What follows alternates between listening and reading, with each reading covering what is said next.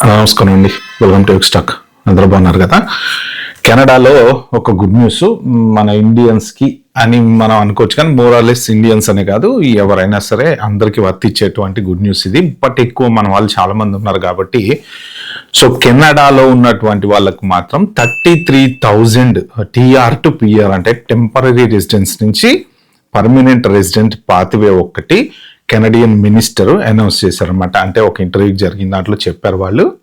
ఈ పాత్వే వచ్చేసి already start అయిపోయింది. అయితే దీని గురించి ఇంతకు ముందు నవంబర్లో ఈ ఫెడరల్ బడ్జెట్ డిస్కషన్స్ అవి వస్తాయి కదా, అప్పుడు జరిగింది అనమాట ఈ డిస్కషన్. ఎందుకు అంటే 2025లో అరౌండ్ 1.5 మిలియన్ మెంబర్స్ ఎవరెవరైతే వర్కర్స్ ఉన్నారో, వర్క్ పర్మిట్ ఉన్నటువంటి వాళ్ళు, వాళ్ళ ఎక్స్పైర్ అయిపోయినాయి, వాళ్ళు ఎక్స్టెన్షన్లు అప్లై చేసుకొని అంటే ఫర్దర్గా కంటిన్యూ అవ్వడానికి ఉన్నారు, వాళ్ళకి పిఆర్ ఇస్తారన్న ఆశతోటి ఉన్నారనేసి. తర్వాత ఇప్పుడు ఈ 2026లో కూడా చాలా వర్క్ పర్మిట్లు ఎక్స్పైరీ అవుతాయంట. ఓవరాల్గా చూసుకుంటే అరౌండ్ 2 మిలియన్ ప్లస్ వర్క్ పర్మిట్లు ఎక్స్పైరీ అవుతాయి అనేసి ఉంది. కానీ ఇప్పుడు వీళ్ళు చెప్పింది ఏంటంటే అట్లీస్ట్ 33,000 మెంబర్స్కి పర్మనెంట్ రెసిడెంట్ మేము ఇస్తాము. దాంట్లో డాక్టర్స్, నర్సులు, అంటే వీళ్ళకి చాలా మంది స్కిల్ బేస్డ్ వర్కర్స్ అవసరం ఉన్నారనమాట. సో హెల్త్ కేర్ ప్రొఫెషనల్స్, కొన్ని ఐటీ ప్రొఫెషనల్ జాబ్స్, అంటే ఇది ఓన్లీ పర్టికులర్లీ ఐటీకి, స్టూడెంట్స్కి ఇలాగ చెప్పకుండా వాళ్ళు ఏంటంటే టెంపరీ రెసిడెన్స్ వర్క్ పర్మిట్ల మీద ఎవరెవరైతే లీగల్గా ఉంటున్నారో వాళ్ళందరూ కూడా నెక్స్ట్ ఫర్దర్గా పిఆర్ అప్లై చేసుకోవచ్చు. దానికి తగ్గ మీ లాంగ్వేజ్ కోర్సులు అయితే చేసుకొని మీకు ఏమేమి రిక్వైర్మెంట్స్ ఉన్నాయో ఆ రిక్వైర్మెంట్స్ అన్ని గ్యాదర్ చేసి పెట్టుకోండి. నెక్స్ట్ ఏప్రిల్లో దీని గురించి ఫుల్ ఫ్లెడ్జ్డ్ డీటెయిల్స్, అంటే ఇది ఆల్రెడీ పాత్వే ఆల్రెడీ స్టార్ట్ అయిపోయింది, కానీ ఫుల్ ఫ్లెడ్జ్డ్ డీటెయిల్స్ అయితే అంటే పర్ఫెక్ట్గా ఎలా అప్లై చేయాలి, ఎవరికి అప్లికబుల్ అవుద్ది ఏంటి, ఇవన్నీ డీటెయిల్స్ ఏప్రిల్లో కంప్లీట్గా వాళ్ళు చెప్తానని చెప్పారనమాట. అయితే ఏంటంటే ఇది ఒక రకంగా చాలా మందికి అడ్వాంటేజే. 2 మిలియన్లో అట్లీస్ట్ 33,000 మెంబర్స్కి పిఆర్ వచ్చినా కూడా కొంచెం లక్ దాంట్లో మన వాళ్ళు కూడా సర్వైవ్ అవుతారు చాలా మంది. సో ఇది మాత్రం ఖచ్చితంగా డెఫినెట్గా ఇండియన్స్కి అయితే గుడ్ న్యూసే. అయితే ఒకటి ఏంటంటే స్టూడెంట్స్ ఎవరెవరైతే యూనివర్సిటీ పాస్ అవుట్ అవుతారో వాళ్ళకి ఇది అప్లికబుల్ కాదు. మరి ఇది ఎవరికి అప్లికబుల్ అవుద్దంటే ఆల్రెడీ వర్కింగ్ ఎవరెవరైతే ఉన్నారో, ఆల్రెడీ వర్క్ పర్మిట్ తెచ్చుకొని ఎవరెవరైతే ఉంటారో వాళ్ళకి మాత్రం ఇది అప్లికబుల్ అవుద్ది అనమాట. అయితే ఇప్పుడు ఈ పిఆర్ అప్లై చేసుకోవటానికి సర్టెన్ టర్మ్స్ అండ్ కండిషన్స్ అనేవి పెడతారు కదా. ఐఎల్టీఎస్ లాంగ్వేజ్ ఒకటి, అంటే వాళ్ళు కంపల్సరీ ఉండాలి, తర్వాత జాబ్ కంపల్సరీ ఉండాలి, కంపెనీ ప్రూవ్ చేయాలి, కంపెనీ లెటర్ ఉండాలి, లోకల్ ఎక్స్పీరియన్స్ 1+ ఇయర్స్ ఉండాలి, ఇలాగా రకరకాల కండిషన్స్ ఉన్నాయి. అయితే ఏంటంటే రీసెంట్గా కెనడా వాళ్ళ జరిగిన ఇన్వెస్టిగేషన్ ఏదో చేసినప్పుడు వాళ్ళకి అర్థమైంది ఏంటంటే, అంటే కెనడాకి చాలా ఓవర్ మైగ్రేషన్ అయిపోయింది. కోవిడ్ దగ్గర నుంచి చూసుకుంటే ఓవర్ మైగ్రేషన్ అయిందనమాట. అది మొన్న రీసెంట్గా వాళ్ళు చేసినటువంటి ఏదో ఇన్వెస్టిగేషన్స్ జనరల్ చేస్తూ ఉంటారు కదా, దాంట్లో వాళ్ళకి అర్థమైంది ఏంటంటే ఏజెన్సీలు మిడిల్ ఈస్ట్లో లేకపోతే ఇండియాలో ఎక్కడ పడితే అక్కడ ఏజెన్సీలు సెటప్ చేసి చాలామంది కూడా కెనడాకి ఎంప్లాయీస్ని తీసుకొచ్చారంట. ఇష్టం వచ్చినట్టు అంటే ఫేక్ కంపెనీస్ పెట్టేసేసి ఫేక్ వర్క్ పర్మిట్స్ ఇచ్చేసేసి సంబంధం లేకుండా కెనడాకి పంపించేశారు. వాళ్ళంతా ఇప్పుడు కెనడాలో ఉన్నారనమాట. సో దాని మీద వాళ్ళు కొంత ఇన్వెస్టిగేషన్ చేసిన తర్వాత కొన్ని ఫ్రాడ్స్ అనేవి బయటకు తీశారు. సో ఇప్పుడు ఈ రూట్ ప్రకారం ఎవరైనా సరే పిఆర్ అవ్వాలి అనుకుంటే మాత్రం ఈసారి స్ట్రిక్ట్ స్క్రూటినీ అయితే ఉంటుందని చెప్పి చెప్పారనమాట. అయితే ఏంటంటే మెయిన్ దానికి సంబంధించింది కంపెనీస్ పర్ఫెక్ట్గా ఉండాలి, మీకు కంపల్సరీ రియల్ టైం ఎక్స్పీరియన్స్ ఉండాలి.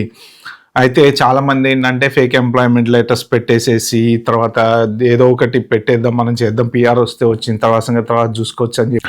అయితే కొంతమంది ఏంటంటే యాక్చువల్గా ఏదో ఒక రకంగా పిఆర్ అప్లై చేసుకుందాం అని చెప్పి కంపెనీల ద్వారా ఫేక్ లెటర్స్ తీసుకొని అప్లై చేయటము, ఫేక్ కాంట్రాక్ట్ లెటర్స్ పెట్టి అప్లై చేయటము, లేకపోతే ఫేక్ పే స్లిప్లు పెట్టుకొని అప్లై చేయటం, ఇలాంటివి కూడా చేస్తుంటారు అనమాట. సో అలాంటివి చేస్తే ఏంటంటే మీకు రిస్క్, ఆల్రెడీ కనుక మీరు వర్క్ పర్మిట్ మీద ఉండి కనుక అలా పిఆర్ అప్లై చేయడం కోసం ఫేక్ డాక్యుమెంట్స్ పెట్టుకొని అప్లై చేశారంటే మాత్రం ఖచ్చితంగా అది మీకు డెఫినెట్గా ఇబ్బంది అవుతుంది. ఎందుకు అంటే ఇప్పుడు వీళ్ళు డీటెయిల్డ్ వెట్టింగ్ చేస్తారు. ఎందుకు చేస్తారు డీటెయిల్డ్ వెట్టింగ్ అంటే ఆల్రెడీ ఓవర్ క్రౌడ్ అయిపోయింది కెనడానే కాదు అన్ని దేశాలు ఓవర్ క్రౌడ్ అయిపోయినాయి. బట్ ఏంటంటే ఇప్పుడు కెనడాలో కూడా చెప్పుకోదగ్గ జాబులు లేవు, ప్రతి చోట ఇండియన్స్ టేక్ ఓవర్ చేశారు అని చెప్పి అంటున్నారు. అందుకని చెప్పేసి కొంత ఈ ఫారిన్ నేషనల్స్ ఎవరైతే ఉన్నారో వాళ్ళని డీటెయిల్ వెట్టింగ్ చేసేసి పంపించేస్తున్నారని, తర్వాత 2-3 బిల్లులు దాంట్లో పార్లమెంట్లో పెండింగ్లో ఉన్నాయి వాళ్ళ దగ్గర, ఏది మన మాస్ డిపోర్టేషన్ చేయాలని, ఇలా రకరకాలుగా. అందుకని ఏంటంటే మీరు క్లారిటీగా మీ జెన్యూన్ ఎక్స్పీరియన్స్ ఉన్నటువంటి వాళ్ళు మాత్రమే బెటర్ అప్లై చేసుకోండి. ఎందుకంటే మీకు పోలీస్ క్లియరెన్స్ కావాలి, తర్వాత మీ రియల్ టైమ్ ఎక్స్పీరియన్స్ కావాలి. సో తర్వాత మీ ట్యాక్స్ రికార్డ్స్ చెక్ చేసుకున్నారనుకోండి, వాళ్ళు ఖచ్చితంగా తెలిసిపోతుంది కదా మీరు లీగల్గా ఉన్నారా ఇల్లీగల్గా ఉన్నారా అని చెప్పేసి. సో అందుకని ఎవరు ఫేక్ చేయడానికి మాత్రం ట్రై చేయకండి. సో ఇదైతే ఖచ్చితంగా ఒక రకంగా గుడ్ న్యూసే. అయితే స్టూడెంట్స్ పరిస్థితి ఏంటి మరి, వాళ్ళకి జాబ్లు వస్తాయా, దీని ద్వారా పిఆర్ వస్తుందా అంటే, ఈ పాత్వే ఏదైతే టీఆర్ టు పిఆర్ ఉందో అది స్టూడెంట్స్కి అయితే ఖచ్చితంగా యూజ్ కాదు. ఎందుకంటే ఫస్ట్ ఆఫ్ ఆల్ వాళ్ళు మాస్టర్స్ అయిపోయిన తర్వాత వాళ్ళు వర్క్ పర్మిట్ తెచ్చుకోవాలి, కొన్ని రోజులు పనిచేయాలి. చేసిన తర్వాత అంటే ఆల్రెడీ వర్క్ పర్మిట్ మీద ఉండి రియల్ టైం ఎక్స్పీరియన్స్ ఉండి జెన్యున్గా వాళ్ళకి కావాల్సినటువంటి ఏది మన స్కిల్డ్ లేబర్ ఎవరైతే వాళ్ళకి రిక్వైర్మెంట్ ఉందో వాళ్ళకి మాత్రం ఈ ఆప్షన్, కానీ డైరెక్ట్ యూనివర్సిటీ పాస్అవుట్స్కి అయితే కాదు. సో ఇప్పుడు దీనికోసం అని చెప్పేసి మీరు ఇండియా నుంచి అరే మనకు పాత్వే ఉంది కదా 33,000 మెంబర్స్ అనేసి మీరు కెనడా వెళ్ళిపోదామని మళ్ళీ ఇప్పుడు మీరు స్టూడెంట్గా కెనడా వెళ్ళి నాకు పిఆర్ వస్తుందేమో అని అలా అనుకోకండి. ఇదేంటంటే ఈ గుడ్ న్యూస్ ఓన్లీ కేవలం కెనడాలో ఉండి ఎక్స్పీరియన్స్ ఉన్నటువంటి వాళ్ళకి మాత్రమే. సో ఇప్పుడు ప్రెజెంట్ కెనడాకి వెళ్ళే వాళ్ళకి స్టూడెంట్ వీసాలు చాలా అయితే రిజెక్ట్ అవుతున్నాయి. 90% దగ్గర 80 to 90% రిజెక్ట్లు అవుతున్నాయి. ఎందుకు రిజెక్ట్లు అవుతున్నాయి అంటే మెయిన్ ఇన్ని రోజుల నుంచి చాలామంది ఫేక్ ఎక్స్పీరియన్స్లు, అది మన ఫేక్ ఆఫర్ లెటర్స్ తీసుకొని, ఫేక్ యూనివర్సిటీ లెటర్స్ తీసుకొని వెళ్ళారు. అలాంటి వాళ్ళంతా చాలామంది ఎట్టెట్టెట్టు వెళ్ళిపోయారో తెలియదు. కొంతమంది ఎక్కడో ఉన్నారు, కొంతమంది సరిగా చదువుకోవట్లేదు, అందరు పార్ట్ టైం జాబులు చేస్తున్నారు, ఎక్కడ చూసినా ఇండియన్స్ ఉన్నారు అని లోకల్లో వచ్చినటువంటి అది కోపం వల్ల వాళ్ళు ఇన్వెస్టిగేషన్ స్టార్ట్ చేసి జెన్యూన్గా లేకపోతే రిజెక్ట్ చేస్తున్నారు అనమాట. కానీ టాప్ యూనివర్సిటీలలో చదువుకున్న వాళ్ళకి మాత్రం వర్క్ పర్మిట్లు వస్తున్నాయి, తర్వాత జాబులు కంటిన్యూ అవుతున్నాయి, అదైతే నో ప్రాబ్లం. సో టాప్ యూనివర్సిటీలో చదువుకున్న వాళ్ళకైతే డెఫినెట్గా జాబ్స్ అయితే వస్తున్నాయి, అదైతే ప్రాబ్లం ఏం లేదు. కానీ ఏవో ఇక మారుమూల ప్రాంతాల్లో పెట్టినటువంటి వాళ్ళకి అట్లాంటి యూనివర్సిటీల కోసం వెళ్ళి ఏదో అంటే పార్ట్ టైం జాబుల కోసం వెళ్ళే వాళ్ళకైతే ఖచ్చితంగా ఇబ్బంది అయితే ఉంది. సో ఏదో ఒక మారుమూల ప్రాంతంలో ఉన్న యూనివర్సిటీకి వెళ్ళి అక్కడ ఎట్లా కెనడాలో పార్ట్ టైం జాబ్ చేసుకుని సెటిల్ అయిపోదాం అనుకునే వాళ్ళకి మాత్రం చాలా కష్టం అనమాట. సో అయితే ఏంటంటే ఇది లోకల్లో ఉండి కెనడాలో వర్క్ పర్మిట్ వచ్చి సెటిల్ అవుదాము అనుకున్న వాళ్ళకి మరి ఈ 33,000 members competition already 2 million members out of status అయిపోతున్నారు ఈ ఇయర్ అని చెప్పేసి వాళ్ళ లిస్ట్లో ఉంది కదా. 33,000 పోని మిగిలిన వాళ్ళ పరిస్థితి ఏంటి అంటే ప్రస్తుతానికైతే క్లారిటీ అయితే లేదు. కానీ చాలామంది కెనడియన్ లోకల్స్ మాత్రం ఉన్నాయి జాబులు ఎందుకు లేవు, ఒక్క టొరంటో ఒక్కటే మాట్లాడతారు మీరు, టొరంటో కాక వేరే ప్లేసులు చాలా ఉన్నాయి అక్కడ జాబులు ఉన్నాయి అని వాళ్ళు అంటున్నారు. మన యూట్యూబ్లో కూడా 2-3 కామెంట్స్ పెడతా ఉంటారు అనమాట, వేరే చోట ఉన్నాయి జాబులు అక్కడ కూడా లైఫ్ బాగుంది అని చెప్పేసి. కానీ ఈ మధ్యన మళ్ళీ కెనడాలో వచ్చింది ఏంటంటే రియల్ ఎస్టేట్ చాలా డౌన్ అయిపోయింది. చాలామంది 1.5 million కొనుక్కున్న ఇల్లు 1 millionకి అమ్మేశారు.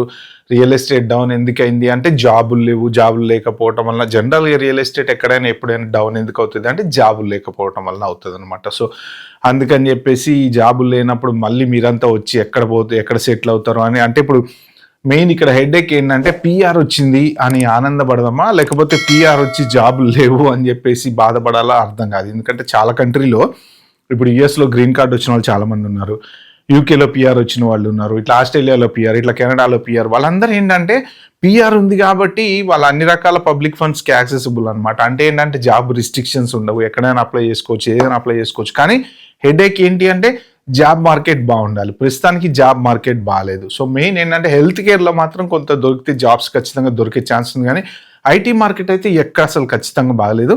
బట్ అది చూసుకొని మీరు అప్లై చేసుకోండి. అంటే పిఆర్ వచ్చిన తర్వాత ఒకవేళ జాబ్ దొరకకపోతే పరిస్థితి ఏంటి, మీరు అక్కడ ఉండటానికి దానికి ఇబ్బంది ఉందా లేదా అనేది అయితే ఖచ్చితంగా చూసుకోవడం బెటర్. ఓకే ఫ్రెండ్స్, ఇది వీడియోలో చెప్దాం అనుకుంది.